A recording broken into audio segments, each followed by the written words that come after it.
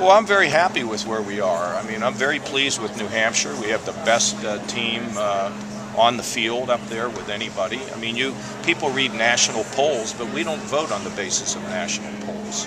We vote on the basis of the early primary states. So if you take a look at New Hampshire, I've got now over 90 people on the ground throughout the state who are committed to me.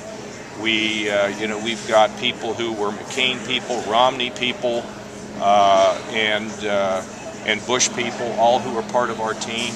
We've got the best people up there, and I've spent a lot of time. I'm going to continue to spend a lot of time, but we'll have some time in Iowa, some time in South Carolina. We're getting an enormous amount of endorsements from all over. Just got the majority leader of the House, Dick Armey. That's really important. So we just have to keep plugging day after day, and it's a long process. And I have to tell you, there are many people who, as somebody told me, John McCain ran out of money in September.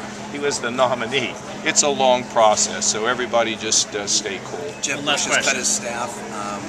He's reduced salaries on his campaign. Do you see that happening in your campaign? Look, I don't know what Jeb Bush is doing, but we're continuing to plug forward, and we don't have any real changes coming. Governor, are you approaching this debate differently than the last two? Well, I don't think so. I mean, what would that be about? I thought the first debate was really good, and the second debate was a demolition derby. I mean, we'll see whether this one is one of substance or whether it's one of bombast. These personal attacks and all that stuff in the second debate was boring, and so we'll see what happens. Governor, back to Trump. Do you think he made a mistake here, or is he just trying to make something out of nothing, Trump? Well, he clearly made a mistake. He was wrong. He tried to say that his bombast is what got Ford here. We decided that in 2011, and we worked very closely with Ford and GM and Honda and Chrysler, and it's hard work. It's not, yelling at somebody across a room, you're fired or you're hired. I mean, that's not how you get things done in America, and it's certainly not how we've done things in Ohio. Look, when you look at the Ohio story, it is truly remarkable. We now learn over the weekend that our pensions now are rock solid, our employment is up, our unemployment is down, although, those numbers tend to change.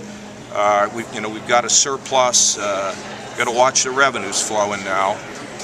And we've created an environment with Jobs Ohio and a governor that understands, namely me, who understands how job creators think, and that's how we're winning these victories. I mean, we're up 347,000 jobs, and Ohio's got a great reputation. We're diversified, and so, bombast doesn't get it done. It takes hard work and creating an environment where people feel comfortable creating jobs. And of course, jobs are our greatest moral purpose, because we're here today at a problem with drugs, right? And we know when people lose their jobs, when they become disillusioned, isolated, frustrated, unfortunately, many times they'll turn to something to escape from their predicament, and unfortunately at times that can be drugs. So we just keep doing what we're doing, and we'll let the yelling and screaming and bombast to somebody else. Thank you all.